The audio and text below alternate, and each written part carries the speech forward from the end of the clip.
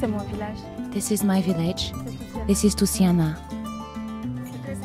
The project is very important for my village because I was born here and there is a lot of shea around.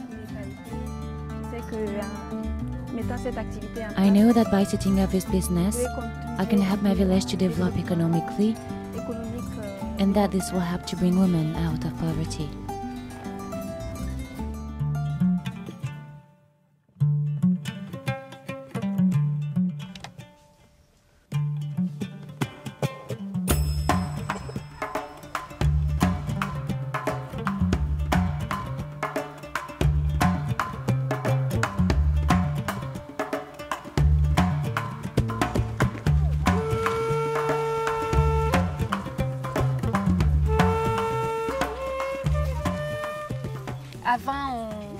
Before, we would collect the shea and process it, but sometimes there were problems with the quality of the shea butter. Now the butter is exported and the quality standards are much higher. The nuts are collected by women. The pulp is removed and they are boiled, dried, crushed, ground, and then churned.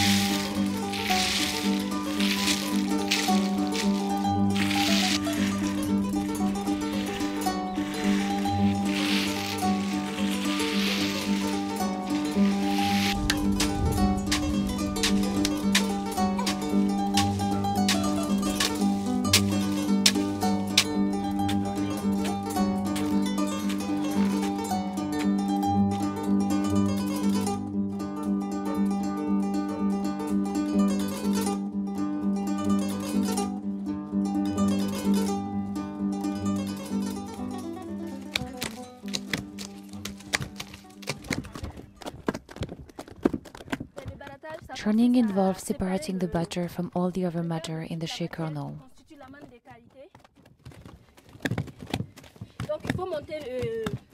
You have to beat it so it thickens like a cream. Then we wash it and add water to separate the butter from the rest. This can take from 30 to 45 minutes and it's exhausting. Then you have to cook it again for a while and it can take 2 hours to be properly cooked. As I said, I was lucky enough to go to school. There are women who work a lot and very hard at designing luxury products that are based on shea butter. I believe our shea butter has to be properly appreciated, and that's what gave me the courage to go to Europe to look for people who are interested in shea butter and who use it.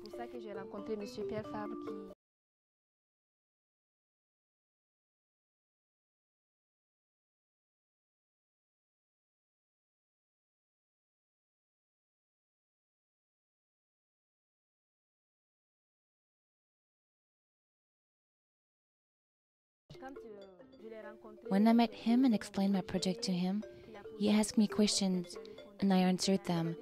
He saw the pictures I'd taken of the process and said it looked very tiring.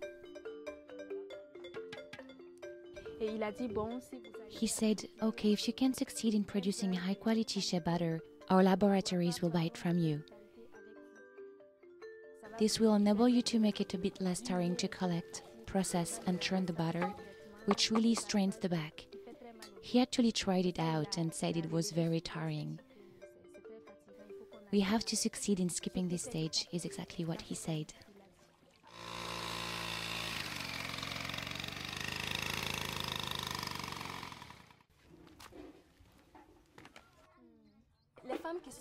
The women you see here are gatherers.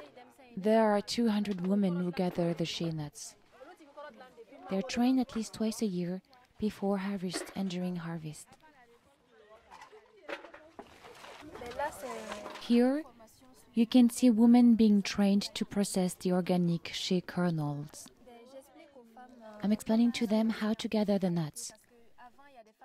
Before, women used to climb the shea trees and check them to get the unripe fruit to fall, and that's not a good thing, neither for the tree nor for the quality of the butter, because the nuts are not ripe. So the nuts have to be gathered when they fall. I'm proud of what we're doing, succeeding getting women together, raising awareness, growing good quality nuts, and achieving a good final product.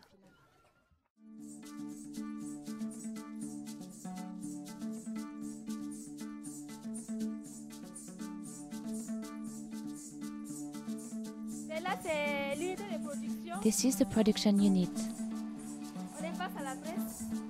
We're looking at the press we received from Pierre Fabre.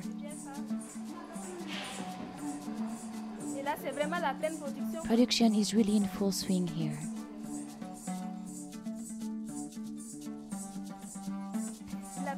The press plays an important part since it presses out the butter and allows us to skip a lot of stages in the production process. Instead of having to go through the grinding, churning and cooking stages, now after crushing the kernels, we just have to heat them slightly to facilitate the pressing operation. This is the result of the pressing stage. The butter comes out like this. It's pure and natural. It hasn't been filtered yet, and that's why it's still the same color as the shea kernel. And this is the last stage of the butter process, filtering. We saw how the butter leaving the press was still colored. I was saying it was natural butter, but it still contained color because of the residues from the shea kernels. Look at the butter. All the impurities we saw at the pressing stage have been removed. This is very high quality butter now. This is where the butter is packed into boxes weighing 55 pounds. Now we're arriving in the finished product storeroom. Everything you can see here is ready to send to France. Look at the boxes. You can see the name of the company and information about the butter.